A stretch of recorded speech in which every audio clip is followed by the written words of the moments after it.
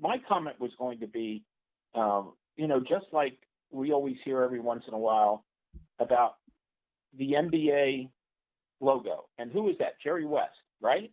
Yep. Jerry West is there. My point was that you could probably make Bart Starr if there was an NFL. Oh God, yes. I completely agree with that. That was actually the point I was going to make. By the way, there are some of us who do revere history. There are some of us who understand that the Green Bay Packers have won 13 championships. Hell and yeah. by the way, the Packers won theirs 5 times in a 7-year span. 61, 62, 65, 66, 67. Okay? So, yes. Yes, there's a faction out there who don't believe that football began before the Super Bowl era, which is mind-boggling, because you're wiping out 40-something years. I'm not sure how you do that. The naysayers. Thank you, Russell. And the Packers are the only other way. The Packers, to give you an idea of, listen, we're watching the Golden State Warriors, right? Right. We've seen dynasties in other sports. You understand that the longest run of league championships in NFL history in 99 years, this year will be the 100th anniversary. There's never been more than 3 titles in a row won by any team in NFL history. Never. The Packers did it twice. The Packers did it from 29 to 31, but understand there were no postseasons back then. It was simply done on winning percentage. Of course, from 65 to 67, including the first 2 Super Bowls, they won 3 straight titles. It is hard to repeat in this game.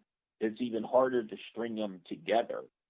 And, what New England's, and even as good as New England's done, 3 titles in 5 years, they've got a Super Bowl loss in there as well to the Eagles. So there are some of us who revere history. There are some of us who understand history. And there's a lot of people out there. I will tell you this. Doing what I do on Twitter, and I have a pretty healthy Twitter following. You got a nice once in a while, I will tweet out league titles. And every once in a while, I'll get some blowback. And every once in a while, I've got a couple people who blow back at the guys who blow back and say, hey, you don't understand. Understand, there is no Super Bowl if there isn't the previous 40-something years. Exactly. Thank you. I mean, because we're in our 30s, and we feel like we're like a lost breed in our generation that actually loves football enough to want to actually learn and respect and honor the history. And it seems like Dave and I feel like we're fighting this like losing battle with this younger generation that thinks that nothing existed before the Patriots started winning in 2001 or something. It baffles me. Well, I don't even know. I'll be honest with you. I don't know if it's necessarily a younger generation thing, and let me tell you why. Because from the arguments I get from people on Twitter, and trust me, you're not going to hear me say everyone, because I don't do everyone. Okay, right? It's maybe a select few. Okay. Do you know what the fan bases I get the most? Let me see if you can guess what fan bases I get the most blowback from in terms of only the Super Bowls count. Saints. No. Cowboys, Steelers. Yeah. Cowboys, Steelers. 49ers. 49. Yeah. Who's got the most Super Bowl wins? Of those guys. That'd be the Steelers with 6. That's where the blowback comes from. Okay. Because they don't like getting that negative look of not having the most championships. That's what it is. It's losing their argument. A championship is a championship. It's 13. Exactly. Packers 13. It's Packers 13. It's Bears 9. It's Giants 8. It's Pittsburgh and New England with 6. Yada yada yada. Okay. Detroit even has 4 NFL championships. Excuse me. Detroit even has 4 NFL championships too. Cleveland has 4 NFL championships. They also have an AFC championship. Here's one for you guys tonight. All right, just for some fun. I was contemplating this because of some tweets I was doing on my series, Shameless Plug. Well, I do Shameful Plug, by the way. I series this year. I mixed it between Fansided and NFL Spin Zone of how a last place team can win the division. We've seen it 4 times in 2 years. Okay, we see it harder than people think. 2 years ago it was Jacksonville, Philadelphia. Last year was Chicago and Houston. Okay? This is just a funny one. What would happen this year if the Lions, the Browns, the Jaguars, and the Texans all wound up in the playoffs? And why am I picking those 4 teams? I feel like that rotten thing of mouthwash. No, actually, Russell, I like that because that means maybe some teams that I'm sick of seeing around and hearing from are gone. Because new blood is always nice because it gives you something else to watch and new players that you're not seeing in moments they haven't been in before. And outside of the Packers, Dave and I still do love football, and I think, at least for myself, that's something I enjoy. Well, I picked those 4 teams because they're the only 4 franchises that have never even been to a Super Bowl. I can see Browns making a full turnaround. I can fully see that because what John Dorsey has done is, oh my God, like it's unbelievable. I don't, maybe it's the division rival in me of I don't see the Lions doing that because Matt Stafford in 10 years has never taken that jump of getting over that hump of the tough game. And I got to see it to believe it, and I don't see it in his 11th year. Like, it doesn't magically change to me where it does. So, like, the other teams you mentioned, I have a better chance than the Lions to me. I feel like the Lions have experience. And by the way, the teams I just mentioned weren't all last-place teams. Jacksonville and Detroit were. I happen to mention those 4 teams because they're the only 4 franchises in the league that have never even been to the Super Bowl.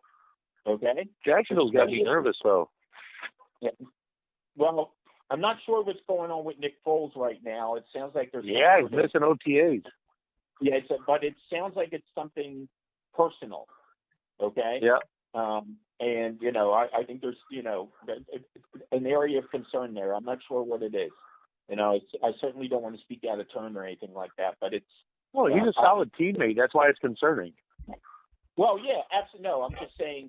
I don't know what the reasons are for him not being there right now. You don't want to put your name on anything. I wasn't trying to assume anything. Yeah. No, I didn't. I didn't think you were. It's actually kind of a fresh story. So him not being there right now, and I know obviously the Jaguars are putting a lot of stock into him being there. Listen, they were a quarter away from being in their first Super Bowl 2 years ago, and then fell all the way back to the basement this last year, and obviously Blake Bortles isn't even with the franchise anymore. So what do you think about what the Packers have done this offseason, and kind of, where do you honestly stand as kind of somebody on the outside of Packer world looking at this team? Looking in, yep. Yeah, Dave and I are more of a harsh look at it over the past 2 years, but are very positive about what we think they can do and are capable of because of Rodgers being a veteran in a system that there's no tape on him on. Well, I did a piece, once again, more shameful plug, on the teams of the 5 best off season, and I have the Packers in there. They went out and spent some money this year, which is a change in philosophy. Preston Smith, Zadarius Smith, Adrian Amos, Billy Turner for the offensive line, drafted, once again, used their first 2 picks on defensive guys. It's the 3rd year in a row they've done that, where they've used not necessarily 2 first-round picks, but their first 2 picks on defensive help. If memory serves, no team in the league last year had fewer running plays than the Green Bay Packers. Yep. Thank you, Mike McCarthy. You see this with other teams. Expecting your quarterback to carry the load, okay? I don't think Aaron Rodgers was 100% from the get-go last year as soon as he went down in the first half of that Sunday night game against the Bears. I think he gutted it through. I think he had to change what he was, the style which he played. That being said, he still didn't, he throw 2 interceptions last year? His numbers are astounding. 6 interceptions, yep. He's well over 300 touchdown passes, among the all-time leaders, and he's yet to throw 100 picks. It's mind-boggling, okay? But this idea that he is going to carry the team, there has never been a quarterback to carry a team to a title. I understand it's a quote unquote quarterback driven league. But if you're that one dimensional, you're bound to fail. I mean, yes, completely agree. I'm going to throw these three things out there, and you tell me what you think. We'll just do the Super Bowl era. The Super Bowl era is 53 years old, correct? Correct. Yes, sir. Okay. How many times has a quarterback led the league in passing yards and won the Super Bowl the same year? 5 times. Ooh. I'm going to go 2. Well, 2 is close. 0 would be the correct answer. Ouch! I thought there'd be a couple. Damn. I was trying to be bold there, like, I'm going to be bold. I was so wrong.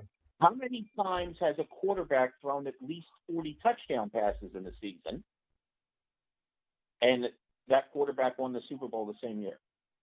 3 times. 1. 1 is correct. You know who it is. Aaron Rodgers. That would have been Peyton Manning? Nope. That would be Kurt Warner. Ooh. Oh, yeah, the Rams in 99. 99. Okay. And then my favorite one. Strictly points in a season, not average points, because there are teams that were pre-Super Bowl era. Uh-huh. The 10 highest scoring teams in NFL history in points in the season have scored at least 540 points, going all the way to Peyton Manning and the Broncos in 2013 with 606. Of those 10 teams, how many of those teams won the Super Bowl? 0. 0. I'm going to go with 0. I'm sticking with it. I wasn't even going to say anything. Yeah. So, carried by your quarterback, high-scoring team that more times than not doesn't play any defense because their defense is on the field a lot because the offense is on the field a lot, and a lot of passing yards. What does that tell you? It's about balance. It's about complementary. Yep. Okay? And the Packers have gotten away from that. Even when they went out, they draft 3 running backs a couple of years ago? It was Aaron Jones, Jamal Williams, and I don't even remember the third one because he's gone already. Yeah, Mays. Devontae Mays, he's gone. Right. So I look at the Patriots. Look at the Patriots in the playoffs last year. Played power football.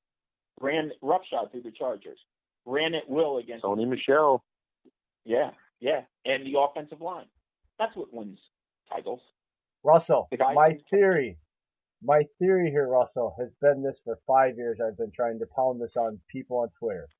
No matter what they do to change the rules and modernize football and make it all about the quarterbacks and statistics and the pretty pass, right. Come playoff time, you better be able to stop the run and run the rock. And the teams that do that and win the turnover battles, 9 times out of 10, you at least make it to the Super Bowl with a chance to win. You don't do that, and you're gone, baby. And I don't care what you do or what you want us to do it. The statistics will back it up, and I'm glad you're here to tell everybody that, because that's it. It just doesn't matter what the rules seem to be changed. That's regular season. Playoffs are just different. Well, but you also got to get to the playoffs, and you have to have that kind of balance sometime during the season to make sure you get to the playoffs. Okay? Last year in the playoffs, 11 games, I believe the team that, and I'm not big on time of possession. Okay? My theory is the more running plays you have, in some ways is more important than the yards you actually gain. Okay? Because the running plays will dictate tempo, set up play action pass, and keep your defense off the field. Okay? And sometimes it also means winning time of possession. Okay? But I have found that out. I've charted that stat for 20 years. Teams that run the football for more yards are incredibly successful. Teams that finish a game with more running plays, and that includes kneel downs, by the way, are even more successful. So, in essence, it goes back to what we all did when we were in kindergarten. Play keep away. What would be your magic number if you could kind of find one in your studies there? How many attempts kind of average per game you're kind of looking at in there then? I think if you have an idea. I don't know if it's average. I mean, it's down from what it used to be. Okay, I think 25 to 30 running plays is a pretty healthy clip.